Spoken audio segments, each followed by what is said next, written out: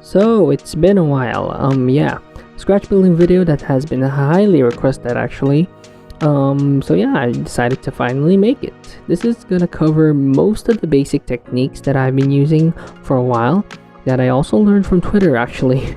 But these are all other stuff that I, of course, discovered myself. This is the custom IBO frame that I'm working on. It's basically about to Gamma again. The next one I think is ASGW5. Anyway, yeah, we're gonna be learning how to scratch build. Well, the techniques. There's nothing specific so far, but yeah. So first off, I'm gonna show you what it can do. This is my advanced Scalpaldi beta. From Advance of Zeta, the recent release of the art, and I actually tried to replicate it quite a bit. It's a little stylized, but it's really most other work. Tried to replicate it best as I can. So this is the potential of what you can actually do. There's more artistic stuff here, but I'm just gonna teach you the most technical aspects, so you can use your own artistic ability into creating your own models. So with that being said, without further ado, let's go start. So these are the basic tools you will need. First off, you will need extra cement, and take note that airbrush cleaner from Tamiya is actually the same. And super glue, we're going to be using a metal file I bought from a DIY store actually. Yeah, it's gonna be helpful. And of course sanding sticks, but these are the Display ones, which I do recommend, but you can use ordinary sanding sticks. But yeah, next off is a hobby knife. Of course you're gonna need this. And the other important part are triangles, pretty good ones. If you can get one aluminum one, it will be really helpful. And lastly, of course, the Pla-Plate itself. I do have the variation of Tamiya, which I trust a lot. Display, I like it, but it's okay. The grids are actually pretty helpful. But this is another cheap alternative, which is yellow plastic signs, or not even yellow, just white. They're usually made of polystyrene, which cement reacts to. This is one of the examples that I actually did using the sign itself. It's actually a big blade for this custom mobile suit that I'm working on. It's pretty thick. Yeah, most of the techniques that I used here will be shown. And if you're gonna use super glue, always remember to use and have debonder at hand, because it's gonna get really messy. And this is how it is. Pretty cool, right? Now what I want to create for this build, which I'll do the video on of course, is a side skirt, because it does feel a little bit incomplete without it. So first off, of course, get the Pla-Plate and make sure you have your rough measurements ready. I'm just gonna, usually I don't really sketch. I'm not sure if it's flex or not, but yeah, I don't really sketch the part these days. I do rarely, but yeah, just for demonstration purposes, I am going to sketch out the part that we're going to do. You really don't need to be super precise at this point. You always, at the very least, make it bigger so you can make the part smaller afterwards, because to be fair, you could, if you do like cut too much, you can always just add Pla-Plate back using glue, but still it will be easier. And always make sure that you glide your blade around the Pla-Plate. So if you're surprised at how straight I get the cuts are, usually it's just like you let the knife follow. And yeah, this is the basic shape that we have so far. And so far we're just adjusting. Like I said, you can always adjust this anytime. And yeah, so we're just gonna show you how this is being done. So there will be times I will be silent, but yeah, you'll know it anyways. So this is the most asked question ever since I started Pla-Plating, and ever since I started posting whips, like how do I get my parts symmetrical? Well, first off, you get your part that you want to duplicate, and you glue it the corners, just very little thin cement on the corners. You do not want to glue it to the Pla-Plate. I mean, you don't want to glue it fully. You just want the sides to at the very least stick, because this will help you in at the very least make your part look symmetrical. Take note, look. Then after it dries for a little bit, make sure it's not moving much, and you put your blade, you rest it on the side of the part, and then after that you will you will be, of course, you're gonna cut it. Make sure you're not heavy-handed because you might actually destroy the part that you're trying to duplicate. So of course you score it with the sides, and afterwards you just keep cutting, and then you pretty much rinse and repeat. And this is the part actually. First off, to make it more symmetrical and cleanly, you need the file. You need to file this down so the edges look very flat. This is the example. So at the very least, it looks like it's flat. That's why you sand it, and then afterwards you just keep sanding, of course. And then after this, after you're satisfied, you can start putting a knife in between the two parts, because since they're not really glued together. Adding thickness to the parts you create also helps it look more in scale, relatively, because of course this is still like, giant robots. But yeah, of course, this is probably easy to see. You can actually just watch it really. You just fully glue one part to the side, you just fully glue it, unlike earlier where you just have it there to assist you. This, you fully glue the part in.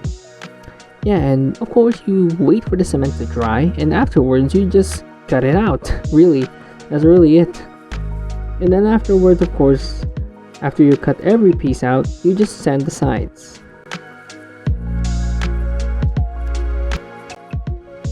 So those are the two techniques that you're going to be using most of the time. Those are the techniques that I always use. So now we're just gonna show you how I add more dimension by using the same techniques that I showed you earlier. After this, of course, we're going to be learning more techniques, but so far we're just gonna apply what we have already learned. So of course, for demonstration reasons, I'm sketching out the part that I want to be cut. And then afterwards, of course, you thicken it up a bit if you want to. In this example, I didn't really even bother. This is how it should be. And later on, I'm going to teach you how to properly use like an actual triangle tool for scratch builder, because that's another important tool. If you have time, I do hope you check out my other social media accounts. I also do have a Patreon. I'm just going to say this right now. If you want to support me, it's more of a virtual tip box really, but yeah, hopefully you find this video helpful, and good luck. And so far we're just duplicating this part because this is going to be from one side. And later on I'm going to teach you how to use a triangle ruler once again.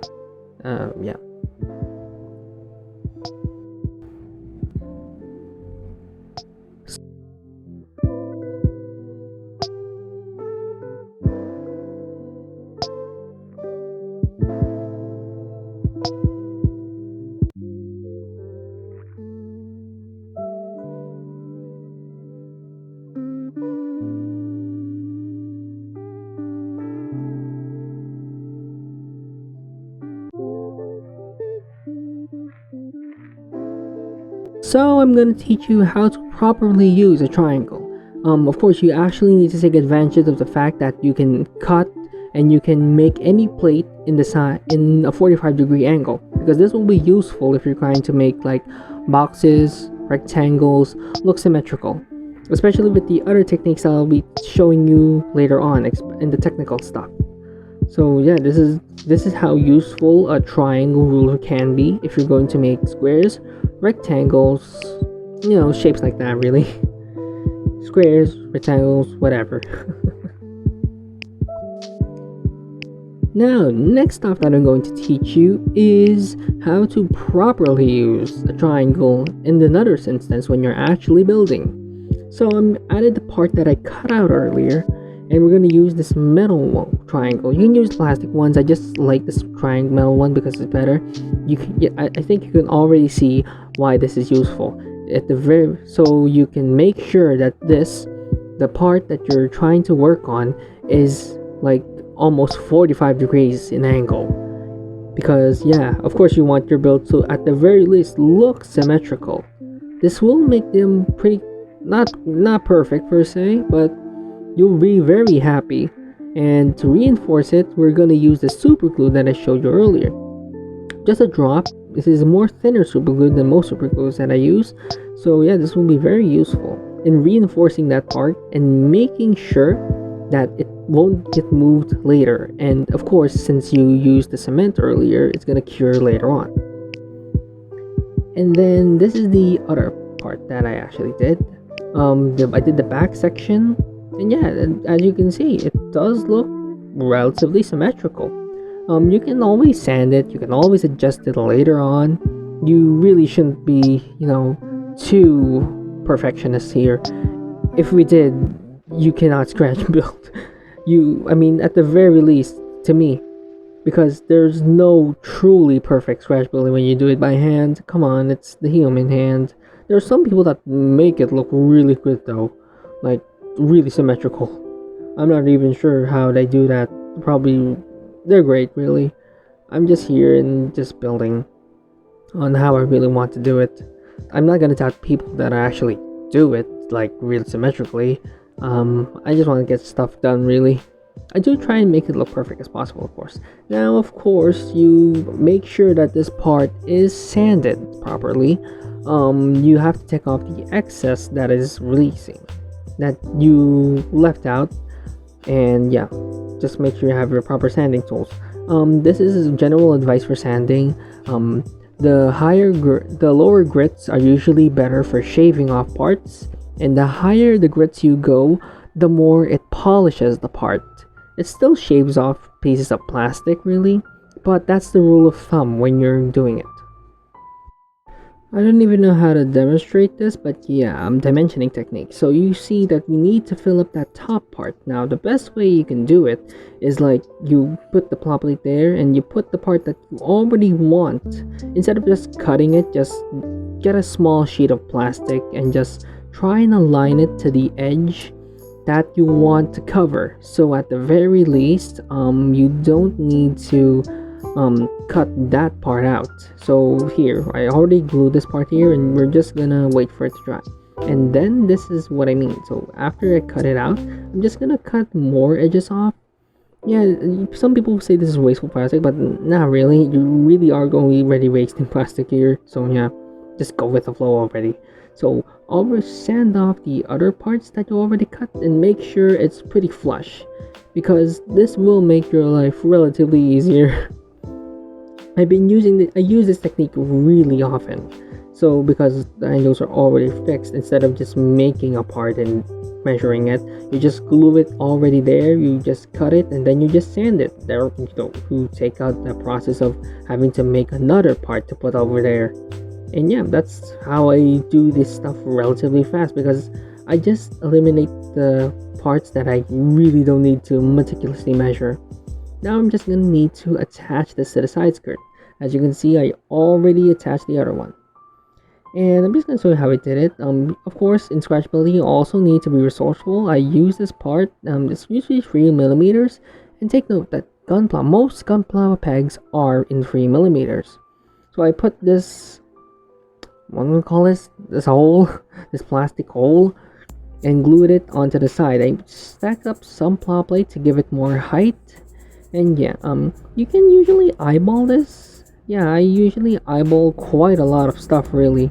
You can also be really meticulous and like measure it, but yeah, you can always perfection it later on. Now this is how it looks like attached, and as you can see, it does look more complete now, does it? Yeah. Hopefully you learned here. Best way there are two methods to do this. You can actually combine both of these, but yeah. First off, you scrape off the edge with a knife. That way you count how many scrapes you do, so it's always symmetrical, almost always symmetrical all the time. So yeah, you just scrape off scrape it off 20 times or 30 times. Depends on how heavy-handed you are. Don't really be heavy-handed here. Then you can sand it off, and just so it's cleaner. And as you can see, it's not a sharp edge. That's why it looks more pleasant most of the time. That's why I always use beveling now, because it looks more pleasant on the eyes, really. You can keep doing this. Yeah, it kind of looks boring, but the end results are pretty worth it afterwards. You can actually just use the metal file here, because metal files are used to cut rather than sand. Like they actually cut the area rather than just reducing it really to do the friction. This it uses the friction, but of course it cuts. So that's beveling really. It makes your part look better. As you can see, I'm not sure if you can see it, but you can see the edge there with an angle, and the other part on the right doesn't have the angleness there. It looks more three-dimensional. Now, the two types of jointing. First off, you got the top of the wall, so the main wall and the dimension plate that you want to add on top. You add the plate on top of the main wall. That's why I called it the top of the wall, because you want it to put the plate that you're adding on top of the main part. This is what you need to take note. Now, the side of the wall. Now, the main plate again is shown here with the plate that you want to add for dimension, but it's on the side rather than on the top. That's why I called it the side of the wall. I think if I ever do other videos, I might use this terminology even more often. So this is a demonstration of what I mean. So the main part is on the bottom, while the part that I want to add is on the top. That's why I'm going to call this top of the wall. Yeah, I'm just gonna glue this here, and there you go. This is the top of the wall, because you need to know how you orient your stuff. And this is gonna be relevant later, because of, if example, you want to make a box, you don't really want the left and the right side to be the left side to be side of the wall and the right side to be top of the wall. Could work, but for consistency's sake, you really need to know like where you're gluing your part. That's going to be an important factor. I hope you understand what I'm saying. I hope the visual representation helps here. That's why I already took some few chunks of Pla-Plate. Yeah, and that's really it. That's one of the most important parts when you're scratch building, really. I hope you did learn a lot. Please check out my other social media accounts. Of course, please check out my Patreon page. Everything's down below, the music too. I hope you enjoyed this, and feel free to comment anything else.